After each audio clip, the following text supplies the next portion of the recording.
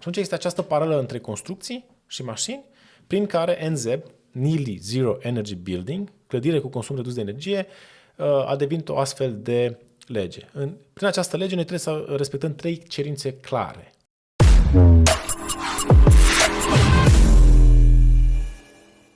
Salutare, salutare! Iată la un nou podcast săptămânal. De data asta îl facem marți pentru că avem un invitat special pe prietenul, pe partenerul și probabil mulți ani inclusiv asociați într-un nou proiect pe care l-am prezentat chiar astăzi. Marzu Șoflete, bine ai venit din nou, Marzu, la noi. Vă salut din nou.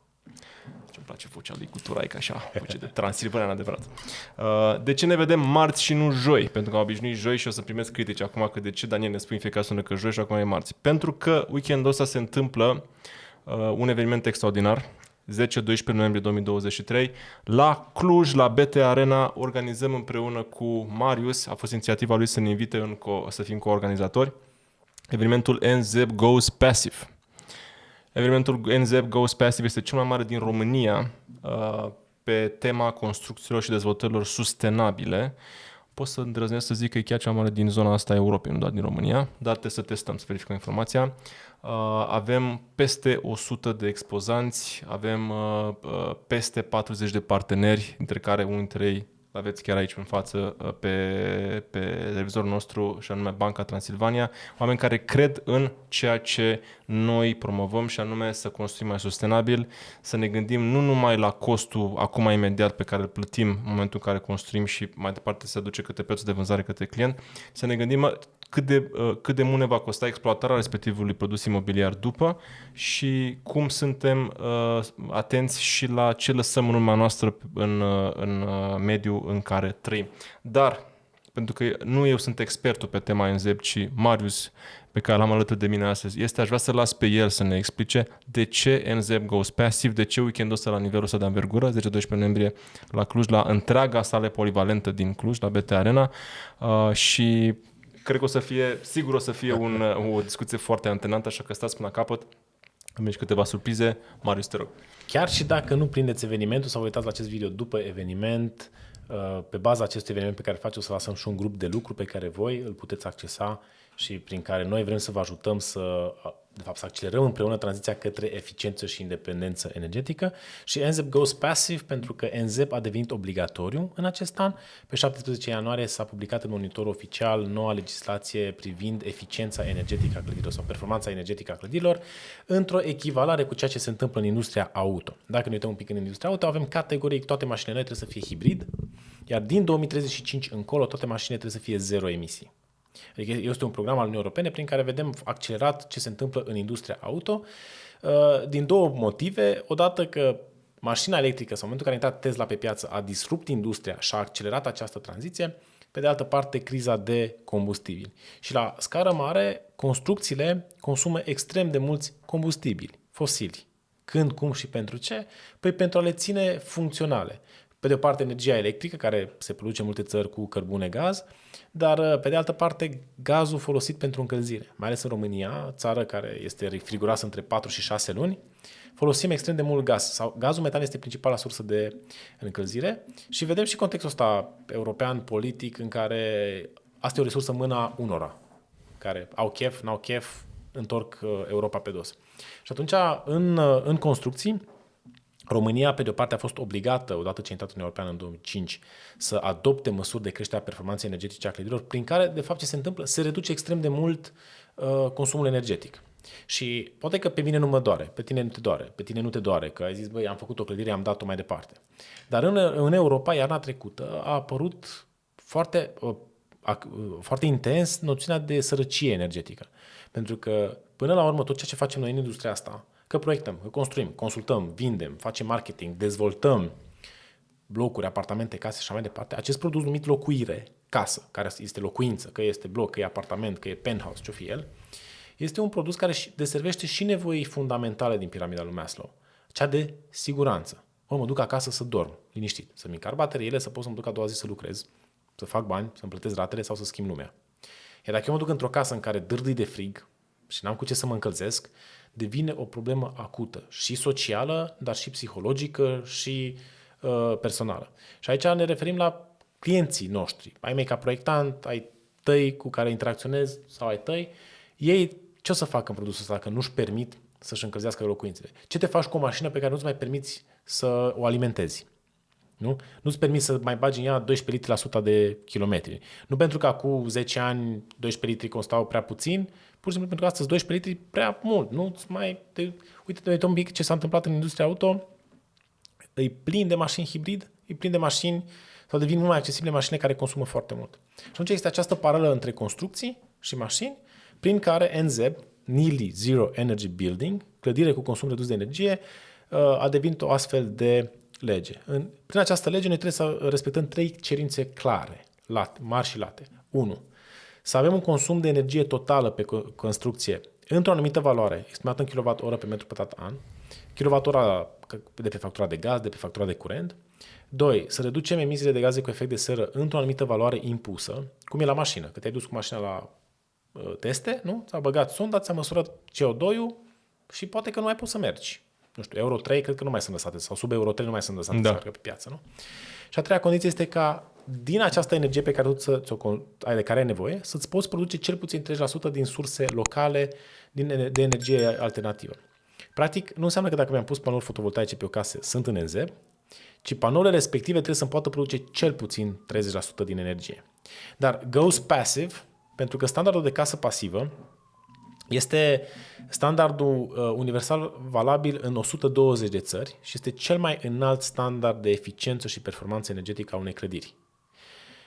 NZEB este echivalentul unei mașini hibrid, casă pasivă este echivalentul mașinii electrice. 0 emisii, consum extrem de mic de energie pentru a se deplasa. Tot așa mă întorc un pic la o paralelă pe tema asta. Noi suntem obligați la nivel european ca până în 2050 construcțiile să ajungă net zero energy și net zero emisii. Adică o construcție să-și producă singură toată energia de care are nevoie, respectiv să aibă zero emisii de gaze cu efect de seră. Tot impus de Uniunea Europeană. Știu că de aici poate să fie aceste discuții. Asta este extrem de ambițios și acum o să se întrebe cei care ne urmăresc, haide mă, Marius, cum să faci? Cum poți să treci tu la 9 milioane de locuințe care sunt încredite majoritatea pe CET, da? Pe centrală de termoficare în diverse puncte din țară, la fiecare clădire să-și producă singură energie. Sunt curios dacă vedeți prin alți ochi decât întrebarea directă. Băi, Daniel și Marius sunteți prea vizionari, nu sunteți încă adaptați la mediul actual. Puneți, vă rog, în comentarii din acest moment exact care este viziunea voastră pe acest subiect. Este realizabil și cum? Sunt convins că printre voi sunt oameni care studiază acest fenomen al sustenabilității, al schimbărilor climatice, al ce putem să facem pe zona de construcție astfel încât să devenim mai puțin emitenți sau net zero, cum spune Marius. Și la finalul acestor 3 zile până când începe evenimentul de vineri, vom da dintre comentarii pe care le avem de la voi, vom selecta 5 comentarii care au fost apropiate de viziunea noastră și vom da 5 bilete gratuite la party-ul de sâmbătă seară din Cluj cu peste 400 de profesioniști din industrie și vom fi și noi acolo. O să putem să ciocnim împreună un pahar, putem să povestim, putem să ne punem întrebări unul altuia, facem networking. O să primiți exact locația și datele separat, dar vă rog, scrieți comentarii, noi o să selectăm, o să vă trimitem un mesaj în care vă dăm datele celor care sunt selectați, unde să ne scrieți înapoi ca să vă putem băga în lista noastră de invitați și după aia vă așteptăm la Cluj, așa că faceți-vă deja ordine în calendar să puteți fi acolo prezenți, pentru că o să fie un eveniment pe cinste. Marius, iartă-mă că te-am întrerupt, dar aș vrea să mai punctez un pic aici pe subiectul ăsta. Pentru mine NZEB Goes Passive este un deziderat pe care vreau să-l aduc în industria imobiliară. Tu îți faci partea ta pe industria de construcții. Vreau să te întreb, văzând că noi deja lucrăm la acest proiect, cam de un an de zile am fost împreună și anul trecut, vreau să te întreb ce simți deja că s-a schimbat de la evenimentul de anul trecut de la Cluj față de evenimentul de anul ăsta și după care o să întreb ce proiecte în viitor. Dar vreau să văd exact ce simți deja într-un an. Pe baza a ceea ce am început împreună, pe baza ce tu faci deja, pe baza ce vine către tine ca informații din subiectul ăsta. Păi, evenimentul de anul trecut a fost făcut în parteneriat cu clusterul ProNZEB și a făcut parte din ideea de caravană, adică s-a întâmplat să ne punem în piață, să ne ciocnim acolo. Noi la Cluj, pentru că această caravană a călătorit în mai multe orașe, la Cluj am vrut să ducem la o altă scară și am făcut acest eveniment în cadrul BT Arena pe unul dintre holuri. Anul ăsta îl facem de 3 ori mai mare. Adică avem de 3 ori mai mult spațiu, de 3 ori mai mulți expozanți și ce am simțit față de anul trecut e că oamenii, sau mă rog, după acest eveniment la care noi ne așteptam la 1500 de oameni, au venit peste 4000. A fost o forfotă incredibilă. Asta anul trecut a fost 4.000. Da, okay. Anul ăsta ne așteptăm la un 10.000 de oameni, de participanți. 10.000 de oameni. Asta este foarte tare. Da. Evenimentul este gratuit. Asta este important. Băi, accesul este gratuit. Noi am făcut toate eforturile să găsim parteneri să putem face acest eveniment în care veți întâlni peste 100 de expozanți care vin și arată sisteme constructive. Cum se poate face astăzi o clădire eficient energetic. Termenul de casă pasivă e ca Xerox sau Pampers. E un brand, da? Principiul se aplică la toate clădirile. Veți găsi producători de ferestre performante, de tâmpărie performantă. Veți găsi producători de pompe de căldură, instalații fotovoltaice, tot ce ai nevoie să poți să construiești la orice scară, să poți construi eficient energetic și să ajungi într-o zonă de independență energetică. Și tot accesul este gratuit. Pe lângă acești participanți, și vom face teste. Vom avea o casă făcută la scară pe care vom pune termoviziune, vom face test de etanșitate, o să suflăm cu ușa și mai avem 27 de ateliere practice pentru meșteri, pentru constructori, pentru cei care până la urmă fac cu mâinile lor aceste clădiri pe care noi le gândim, le discutăm, le povestim. Și mai am încă o scenă pusă pe stadion, acolo unde se întâmplă Untold, fix acolo, nu pe stadion, pe stadionul din Polivalent, nu pe stadionul mare. Pe arena centrală din sala Popoian. Cu aproape 2000 de scaune disponibile pentru speech-uri, în care vom avea 3 zile, vineri, sâmbătă, duminică, de discuții tematice. Vinerea vă invităm la ceea ce am denumit împreună NZEP Forum, o discuție dedicată dezvoltatorilor imobiliari, pentru că 44% din fondul construit de anul trecut este făcut de dezvoltatori imobiliari. Și acum, dragilor, gândiți-vă că voi faceți un bloc cu 100 de apartamente și la anul se taie gazul. Sau în timpul în care îl construiești și vrei să-l vinzi, nu o să mai fie gaz. Și nu că m-am trezit eu că, nu știu, schimbări climatice, nu e vorba despre asta. Uite-te că Germania anul trecut a rămas fără gaz. A bubuit gazoductul și s-au trezit că efectiv a trebuit să importe gaz de 4-5 ori mai scump. Și acum putem să spunem, băi, România are gaz. Da, dar resursele naturale, adică tehnologia cu care noi exploatăm, mai are nevoie de încă 5 ani ca să poată să scoată la nivelul maxim ce putem exploata în România. Plus, suntem într-un schimb de ăsta comercial capitalist în care prețul domină. Dacă Germania vine și îmi cumpără de 3 ori mai scump metru cub de gaz, că ea are nevoie, păi e normal că cel care exploatează gaz în România va vinde nu către român, nu, ci va vinde către Germania. Și atunci, repet, imaginați-vă o lume într-un viitor foarte apropiat sau foarte probabil în care nu o să mai avem acces la gaz natural. Și atunci, cum ne mai încălzim locuințele? Cum mai vindem blocurile, apartamentele? Și de fapt vreau să arăt că într-un mod practic se poate întâmpla acest lucru. O să venim cu prezentări de proiecte cu aplicate, monitorizate, instrumentate, construite în România, în care veți vedea ce a însemnat să construiești o clădire zero gaz care funcționează 50-60% cu energia pe care și-o produce. Cât a costat în plus și în cât timp s-a amortizat această investiție. Asta va fi una dintre topicurile NZEP Forumului de vineri, din prima zi. A doua zi este o zi dedicată profesioniștilor, arhitecților, inginerilor, auditorilor energetici, cei care sunt responsabili de proiectarea acestor clădiri. Și aici o să fie niște discuții deep tematice, iar duminica va fi o zi în care beneficiarii își împărtășesc experiențele, cei care trăiesc în case pasive și împărtășesc anii lor de locuire cu facturile pe masă. Vă dau un pic din casă, una dintre cele mai scumpe întrețineri pe o casă pasivă de 270 de metri pătrați. Factura de încălzire, răcire, ventilare, apă caldă menajeră într-un an de zile pentru o familie cu copil mic și cățel a fost de 1800 de lei. Pe un an de zile? Pe un an de zile. Adică 150 de metri pătrați. 150 de lei pe lună? Da. 150 de lei pe lună la 270 de metri pătrați, adică câțiva lei pe metru pătrat, dacă este să calculăm așa.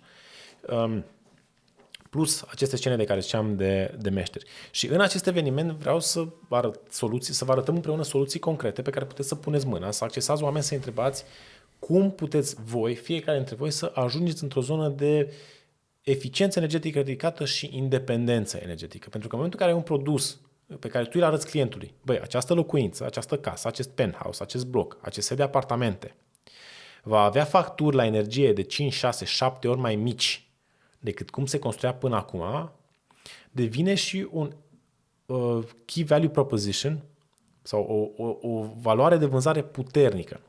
Așa cum astăzi se vând mașinile hibrid, la care mai bagi, nu știu, și GPL, sau mașinile cu consum mic, se vând ca pita caldă, că oamenii își dau seama, băi, mă costă, nu știu, 5.000 de euro în plus, 10.000 de euro în plus dau pe o mașină hibrid. Dar pe 5 ani de zile, de fapt, mi-am dat seama că mi-am recuperat investiția așa. Da. Veți vedea într-un mod concret că investițiile suplimentare se întorc în mult mai puțini ani decât am crede până acum și pentru că această accelerare vine din faptul că există mult mai mulți producători pe piață, este această curbă adopției. De la fiecare an tot vin pe piață tot mai mulți producători. Îți dau un caz concret. În 2014, când am făcut prima casă pasivă, erau 600 de euro pe metru pătrat tâmplările din PVC în standard de casă pasivă.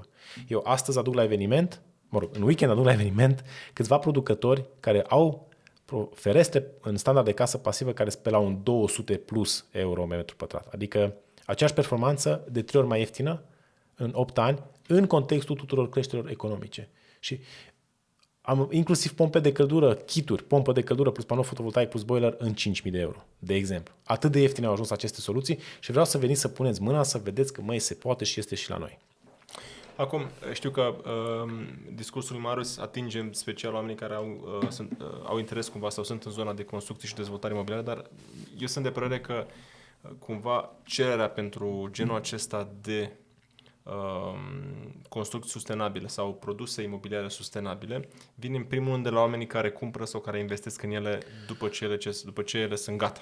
Adică, cu alte cuvinte, vine de la voi majoritatea care ne urmăresc aici.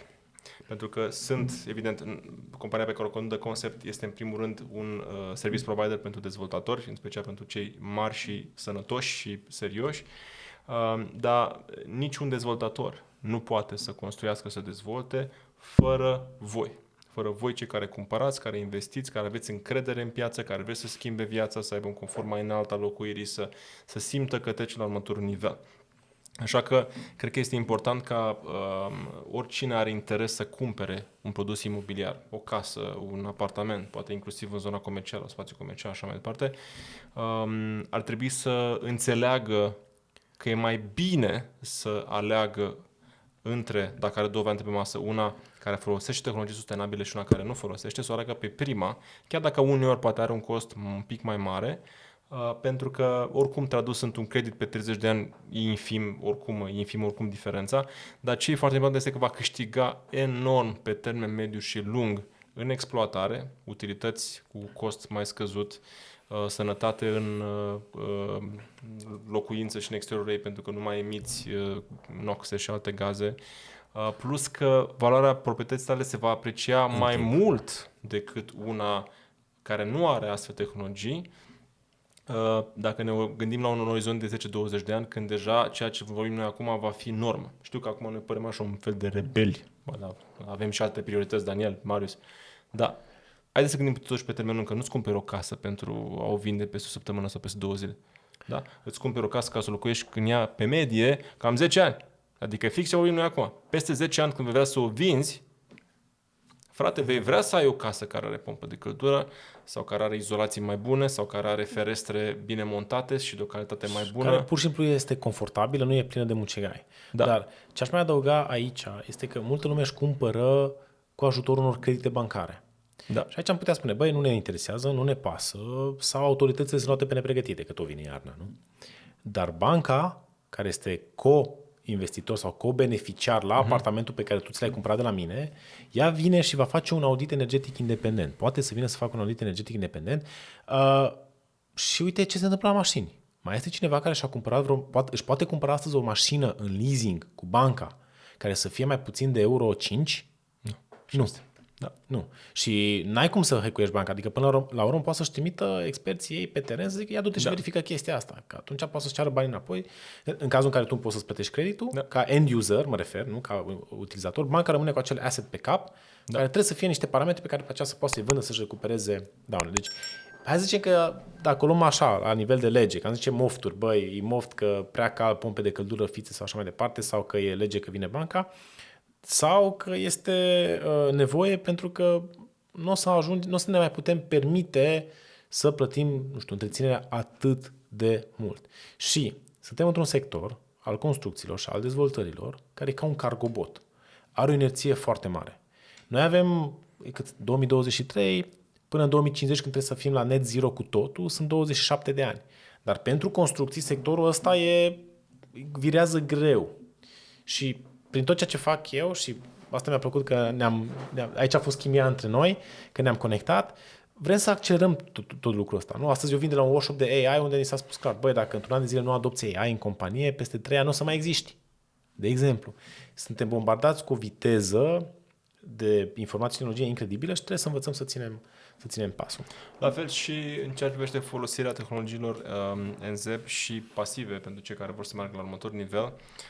În momentul de față, poate încă mai poți cumpăra proprietăți și găsești să investești într-o mulțime care sunt construite în trecut la standardele anterioare NZEB, dar vă întreb un lucru. Și dacă luați fără finanțare și nu vine nimeni să vă auditeze, gândiți-vă peste 10 ani sau 20 de ani, când veți vrea să o vindeți.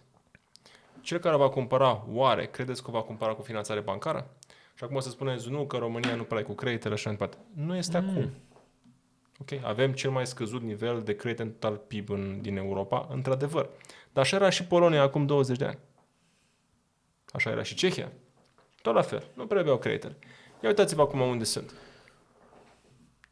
Polonia, Cehia, statele care s-au dezvoltat tot în zona asta a lumii, mai mult decât ne-am dezvoltat noi ca entitate, ca stat, au făcut-o foarte mult cu ajutorul acestui instrument care se cheamă credit, care este foarte sănătos pentru dezvoltarea unei economii, pentru prosperitatea unei familii sau unui business sau așa mai departe, dacă îl folosești corect. Folosirea corectă fiind în special pentru investiții și nu pentru consum. Așadar, șansele în momentul în care voi veți vrea să revindeți o proprietate cumpărată acum, peste 10-20 de ani, șansele ca acel om sau entitate care o să cumpere, să vrea să cumpere cu finanțare, cresc considerabil. Estimările noastre este că de 3 ori.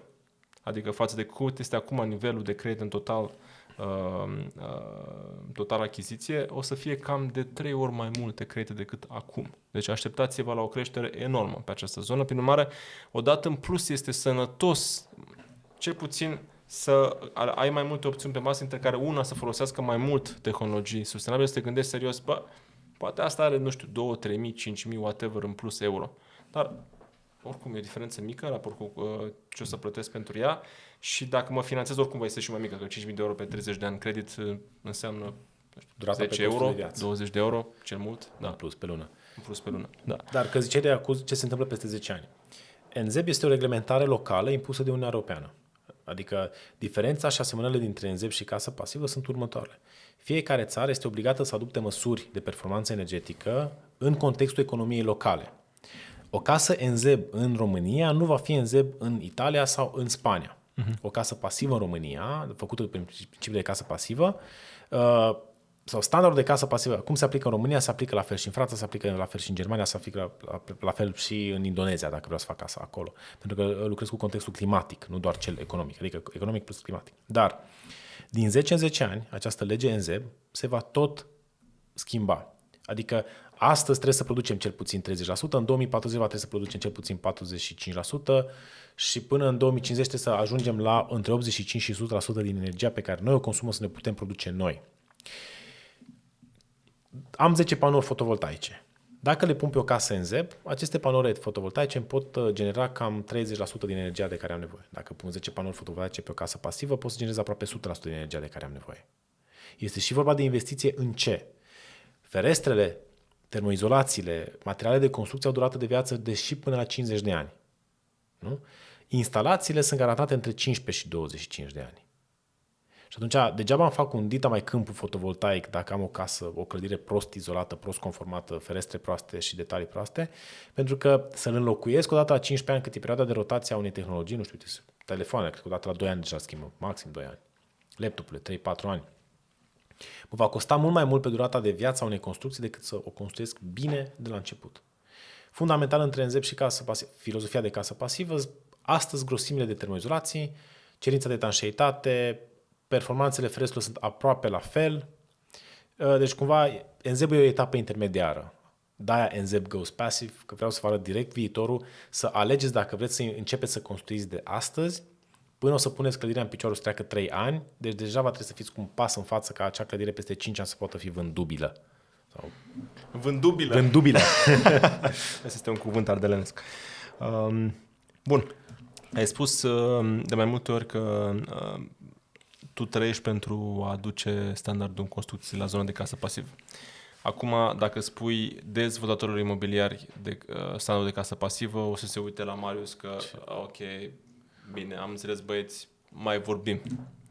Cum crezi că putem să facem tranziția asta mai ușor acolo, uitându-ne pe un orizont, să spunem, cum am planificat și noi cu acest eveniment, să fie în fiecare an făcut pe minim 5 ani de acum înainte, să devină cea mai mare în toată regiunea. Cum crezi cum vezi lucrurile, să zicem, de acum înainte? Deci, după acest NZEP Ghost Passive de anul acesta, pentru următorii 5 ani, astfel încât cât mai mulți de dezvoltatori imobiliari, până partele care număresc aici, să spună, guys, aveți dreptate, vor rămâne de ceva timp,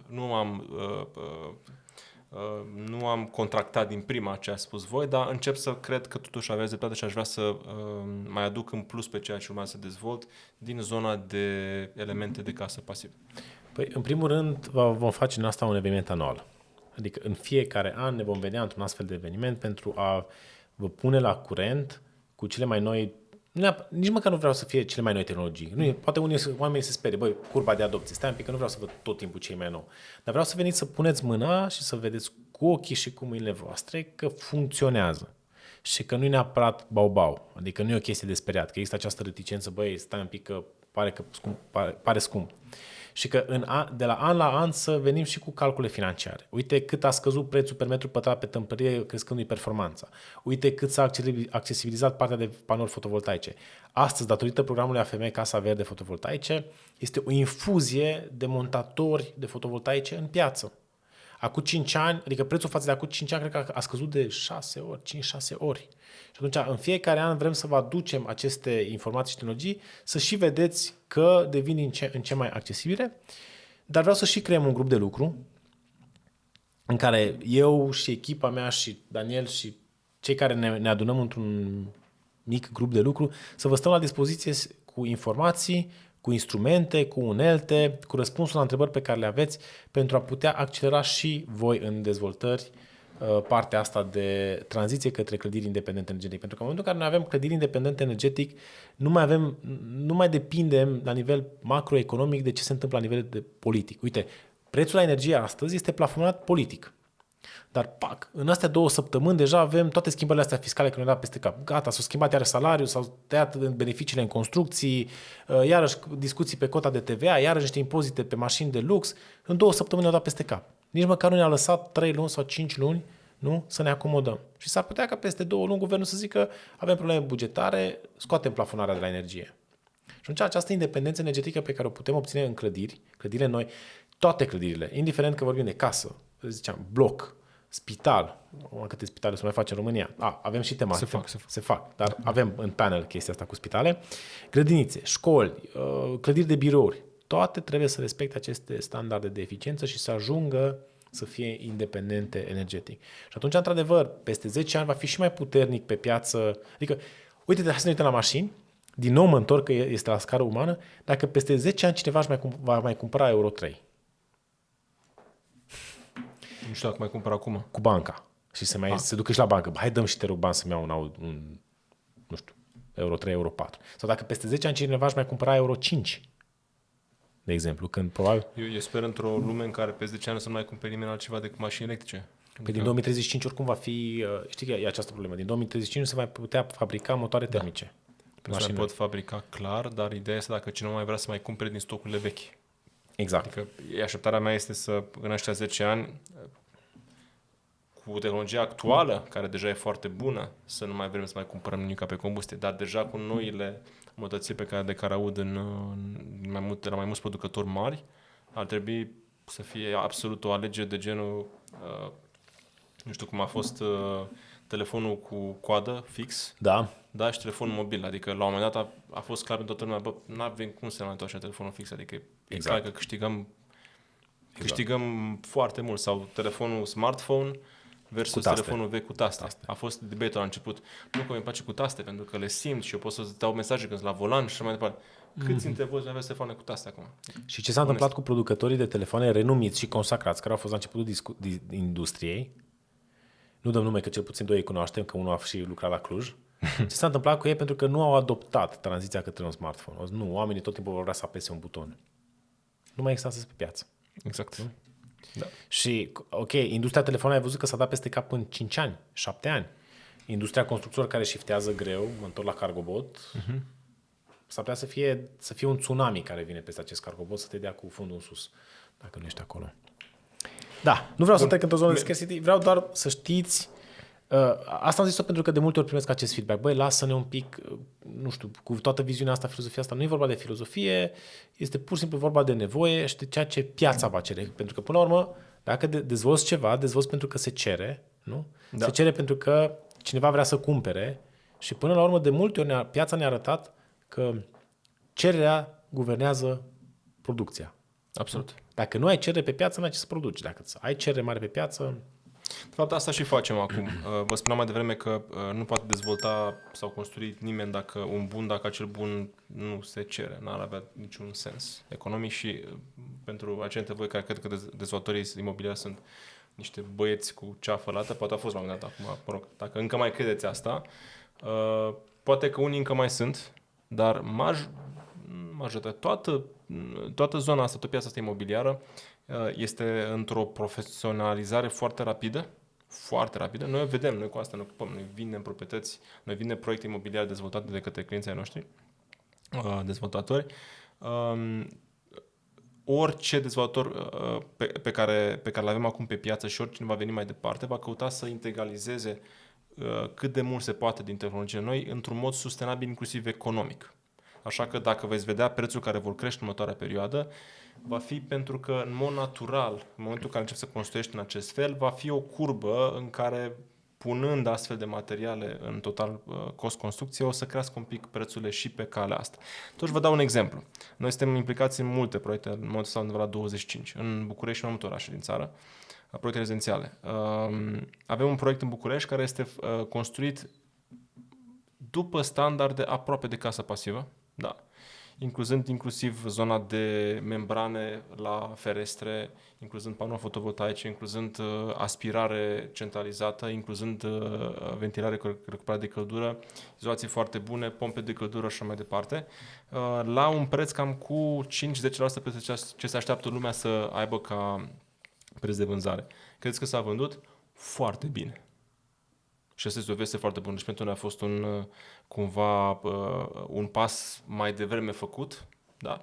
Și am avut un pic emoții, dar a mers foarte, foarte, foarte bine. Deci deja piața este pregătită. Noi cu ceea ce facem acum la Cluj și vom face și în anii următori, vrem să aducem către toată lumea acest concept, iar NZEB Hub, acest cluster cumva, mimează cumva ideea de cluster, va fi un loc în care, un grup de lucru în care împreună cu Marius, cu echipa lui, împreună cu echipa noastră de concept și alți parteneri care se alătură, vom putea să răspundem for free către oameni cu expertiză, să zicem, de bază, urmând ca mai departe, dacă veți avea nevoie de expertiză de arhitectură, proiectare, inginerie, se poate lua prin Marius, echipa lui și partenerii lui, pe zona de cum să vinzi un proiect imobiliar făcut la standard NZ plus, chiar spre pasiv, un pic mai scump decât piața, pentru că n-ai cum altfel ca să fii sustenabil economic, la fel poți apela de concept, oriunde în țară și vrem să extindem inclusiv în afara țării, așa că eu zic să țineți aproape și că tot vorbim acum și suntem în preajma evenimentului, aduceți și alți oameni pe lângă voi. Dați share la materialul ăsta pentru că noi credem atât de mult în treaba asta încât suntem fucking all in. Este târziu acum în București când filmăm noi, dar facem asta pentru că știm că ajută foarte mult. De exemplu, în cadrul acestui eveniment veți vedea expuse 4 bucăți scoase așa dintr-o casă, tăiate cu tortul, ca un felie de tort, 4 bucăți de casă pe 4 sisteme constructive făcute ca la carte despre cum trebuie construit în NZEB. Și care ar fi tranziția către casă pasivă pe zidărie, lemn, CLT sau timber frame și pe metal. Și cum se construiește corect bucățică cu bucățică, o informație utilă și pentru dezvoltator, și pentru arhitect, și pentru beneficiar, și mai ales pentru meșter, pentru că este un lanț. În lanțul ăsta, dacă o verigă este slabă, rezistența lanțului este dată de veriga cea mai slabă. Și ai menționat de partea de ceafă lată. Eu personal trăiesc mai mult pentru a face din construcții, pentru a aduce imaginea asta de ceafă lată, praf, mizerie, bișniță reală, a o duce într-o zonă de tech. Totul astăzi este în jurul nostru. Povesteam amândoi de Tesla. Mm-hmm. Când ne urcăm în Tesla, it's a tech car. Da. Eu vreau în 10 ani, 20 de ani să văd construcție în zona de tech. It's a tech apartment. Și nu doar că este smart housing. Pentru că smart housing-ul sau faptul că îmi umplu casa de senzori și de lumini Hue și de habar n-am ce, e o componentă. Dar eu să pot să controlez casa de pe un telefon înseamnă că acea casă trebuie să fie responsive. Păi eu degeaba, de exemplu, îmi dau drumul la încălzire, am dat-o, pornește pe telefon, dacă eu de pe 4 ore simt cald în casă, pentru că o bună parte din căldură se pierde pe sub ferestre, pe la intrări, pe la închideri, pe la balcoane și așa mai departe. Nu o să am niciodată tech. Adică degeaba apăs pedala la Tesla, e o mașină tech, tabletă, dar după 10 secunde simt accelerația. Nu, ai apăsat, ai simțit, instant s-a dus, te-ai lipit în scaun. Nu? Simțim chestia asta. Asta înseamnă și la o filozofie de a construi corect, să ai totul foarte controlabil. Cu toate astea, nimeni nu se duce cu mașina cu bucată de tablă și niște cauciuc într-un câmp deschis, începe acolo să bată, să lipească, să pună cositor, zice, ai, ce mașină am scos. Cum de fapt se întâmplă cu construcțiile, nu? Că ne apucăm într-un câmp deschis, aducem acolo materiale, aducem acolo muncitori și ne chinuim să iasă o chestie high-tech. Și e nevoie de hub, de împărtășire de cunoștințe, ca și dacă te-ai pus să construiești în câmp, să știi cum se folosesc anumite lucruri corect. Și atunci eu asta vreau în câțiva ani, zic, împreună să mutăm construcțiile din zona de ceafă lată și transpirație într-o zonă de tech, premium, inclusiv la muncitori. Adică și muncitorii care nu sunt neapărat la cămășuță, sunt într-o salopetă de aia cool, mișto, să-ți fii mândru că îi vezi că lucrează în proiectul tău, să zici, cum oamenii ăștia am construit. Uite, de exemplu, cum văd filmările din fabricile de la Tesla. Toți sunt operatori, știi? Vezi toți operatori pe robot, stau acolo, supervizează roboții, îi vezi, știi că ăla care ți-a atins mașina, he's a cool guy, că lucrează acolo. Dar de ce nu putem să facem așa și în construcții? Tipul ăla care mi-a pus fereastra, he's a cool guy. Că, uite, se închide, stă la linie, perfect, nu suflă vântul pe acolo, deci nu plătesc facturi aiurea. Împărtășesc foarte mult viziunea ta, mi se pare așa de faină. Vezi tu, cumva, industria asta de construcții e atât de importantă pentru viitorul întregii omenii, nu numai al României sau al orașelor și regiunilor economice, ci a întregii omenii și cu toate astea, în România, a fi muncitor pe șantier e o chestie de poziționare foarte joasă, foarte joasă. Dar de ce? Pentru că nu e corect. Până la urmă, eu personal m-aș simți mai bine să știu că omul ăla care a fost implicat acolo e mândru că a construit sau a pus osul la a face ceva pentru câteva zeci sau sute de familii care vor locui acolo poate câteva decade cu copiii lor și se vor simți mai bine, vor avea o viață mai fericită. Și omul care a bătut acolo și a lucrat în șantier se simte, eu chiar fac niște familii fericite și merit o poziție foarte bună în societate. Ce puțin ca percepție. Da. Lucrurile economice, financiare sunt altă discuție, dar ca percepție vreau să știu, muncitorii ăia sunt foarte fericiți că au muncit acolo. Adică când trece pe acolo un meșter cu fiul său, în loc să zică cine ți-a lucrat aici, știi că cum se face pe șantier, să zică la puștul la mic, uite, tati ți-a lucrat aici. Și o chestie de mândrie este alt proiect pentru care trăiesc. De fapt, nu e alt proiect. Face parte din proiectul pentru care eu trăiesc și anume, în viitorul foarte apropiat, vreau să recreez și o școală de meserii în construcții, în care să pot scoate în industrie niște muncitori foarte bine calificați pentru industria construcțiilor, dar ca să pot să fac acest lucru am nevoie de fapt de un grup de lucru, adică de o mână de oameni cu care spunem mână de la mână și să reconstruim această idee de bresle. La eveniment se va lansa în premieră breasla tinichigilor de acoperiș și îmi vine unul dintre cei mai buni tinichigii de acoperiș. Și dragilor, știm cu toții că apa și altă femeie strică casa omului. Nu? Așa că o să am un curs intensiv de cum se fac corect acoperișurile în acest eveniment. E bine că toți vorbim aceeași limbă. Da. Foarte fain. Da. Felicitări. Cred că se simte entuziasmul nostru. Și uite, asta mai vreau să mai zic, că eu am primele case pasive pe care am făcut în România certificate. Este un proces de certificare care în aparență e destul de greu. Dar odată ce l-ai făcut, e atât de corect și just și atât de transparent. Ce se întâmplă în acest proces de certificare? Păi se ia proiectul la purecat de către un certificator independent pe baza unei platforme de certificare. Nu că te sună la telefon, ci este o platformă de certificare open source online, în care dacă tu peste 5 ani vrei să mă contești pe mine și ești proiectant de case pasive sau ești auditor sau poți să intri pe acea platformă și zici, prietene, acolo cum ai făcut? Puterea asta transparenței, care lipsește cu desăvârșire în statul român, creează o disciplină și o etică de lucru incredibilă. Și atunci, proiectul se face după aceste principii, care sunt 5. termoizolație suficientă, ruperi de punți termice, etanșeitate la aer, să nu pierzi aerul cald, ferestre performante orientate după soare, să câștigi energie gratis și sistem de ventilație cu recuperare de căldură, după care vii cu pompe de căldură panouri fotovoltaice. Deci după aceste 5 principii vii cu aceste elemente de producere.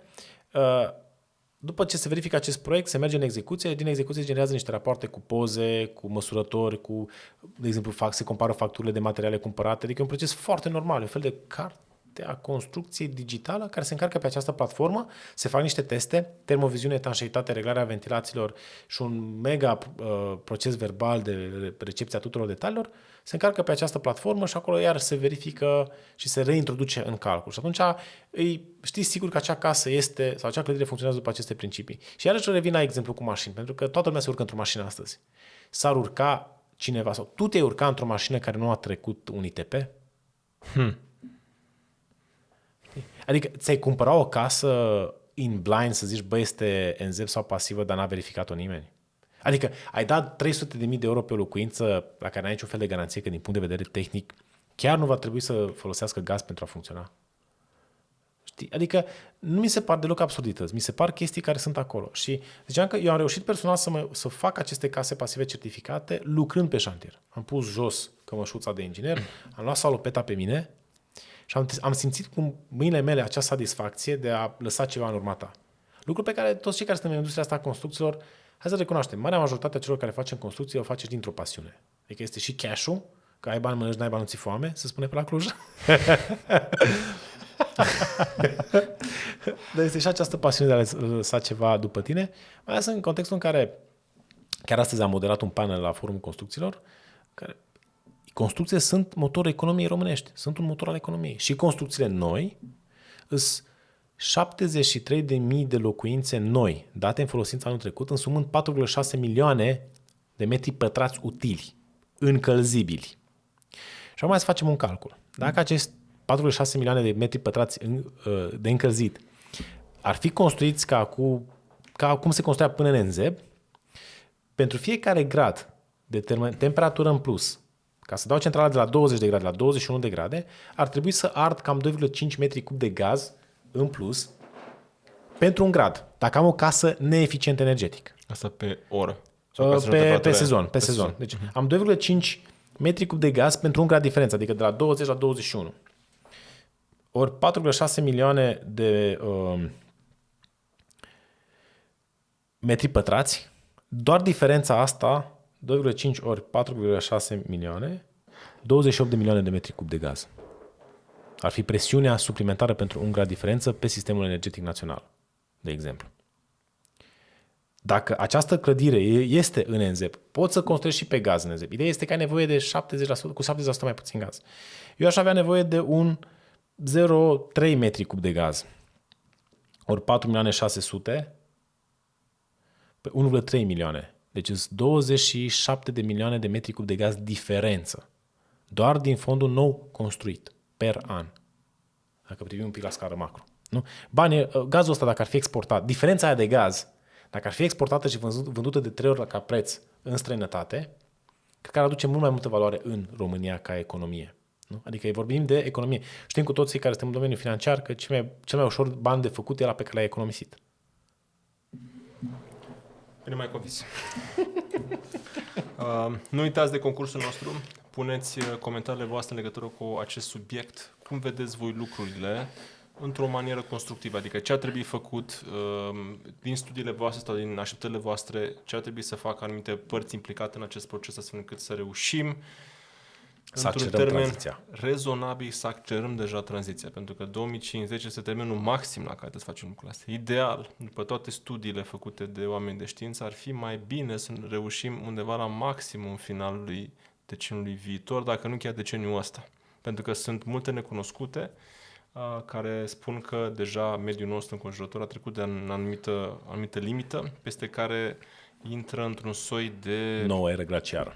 Da. Practic mai avem 1,7 grade de depășit la nivel atmosferic, pe care dacă, cred că mai avem cam 8 ani la dispoziție sau 10 ani în care e acest no turning back și intrăm într-o fel de nouă eră glaciară. De ce zic într-un fel? Pentru că eră glaciară înseamnă accelerarea temperaturilor negative sau pozitive. Și noi o să intrăm într-o accelerare de temperaturi pozitive și, practic, Parisul o să ajungă la nivelul de temperaturi din Istanbul. Iar tot ceea ce este în zona asta, Istanbul, Spania, o să ajungă nelocuibil. Brașov o să ajungă la nivelul de temperaturi, oricum aproape că a ajuns, dar cel puțin pe timp de vară va ajunge peste București. Și nu mai zicem atunci ce va fi în București, din punct de vedere... Nu? Deci Poate o să vi se pare că noi suntem așa vestitorii răului. Nu e așa. Noi vrem să fie bine și de asta și eu personal am ales să mă implic în acest proiect. O parte din echipa noastră a de concept se implică în acest proiect. Face cât mai mulți oameni care înțeleg cât de important este lucrul ăsta să vină la eveniment, la NZEP Ghost Passive și o parte sunt chiar speaker în cadrul NZEP Forum. Deci să vedeți oameni de foarte bună calitate în acest eveniment. De fapt, în acest forum vom crea punți de legătură între administrație și dezvoltatori, pentru că poate că un rău necesar reciproc. Au nevoie unii de alții. Administrația orașelor au nevoie de cartiere noi, pentru că creșterea populației înseamnă creștere de taxe și impozite pe oraș. Nu? Deci acei locuitori trebuie să stea undeva. N-am mai văzut, în afară de ANL, nu prea am mai văzut alte construcții cofinanțate de stat sau finanțate în mod direct de stat. Deci dezvoltatorii au această responsabilitate și preiau acest risc. Că sunt niște riscuri acolo. Vorbim de milioane de euro băgați, pe care s-ar putea să nu-i vinzi. Și atunci aceste două tabere care au nevoie unul de altul, pentru că dezvoltatorul are nevoie de reglementări, de facilități ca să poată să se ducă să construiască, are nevoie de acces la resurse, cum ar fi infrastructură.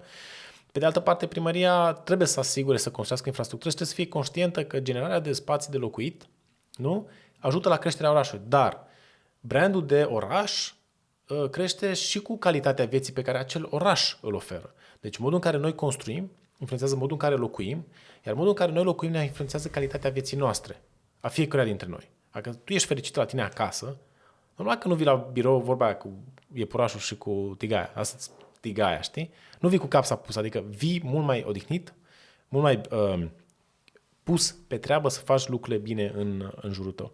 Și atunci, vinerea, încercăm prin aceste NZEP Forum să creăm aceste punți de legătură și să înțeleagă fiecare parte într-un fel de dialog. Nu știu dacă o să iasă neapărat, dar mai continuăm și la anul și o să mai facem.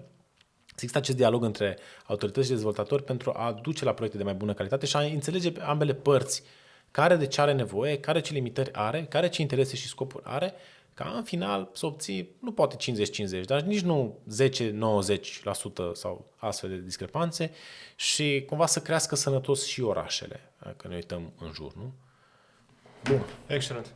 Bun. Dragii mei, propun să încheiem aici pentru că a fost un material foarte energic și pentru noi. Trebuie să-l duc și pe Marius către aeroport pentru că are un zbor de prins înapoi către Cluj. Suntem în focuri pentru o cât mai bună organizare a acestui eveniment, așa că ne-am bucurat să vă avem alături. Dacă nu puteți reuși, trimiteți către un prieten care poate să reușească. Cu siguranță va primi foarte multe expertize de calitate. Sau trimiteți-vă oamenii cheie. Nu știu, dacă, de exemplu, sunteți dezvoltatori imobiliari, trimiteți-vă project managerii, trimiteți-vă arhitecții, trimiteți-vă chiar partenerii de business, partenerii de investiție.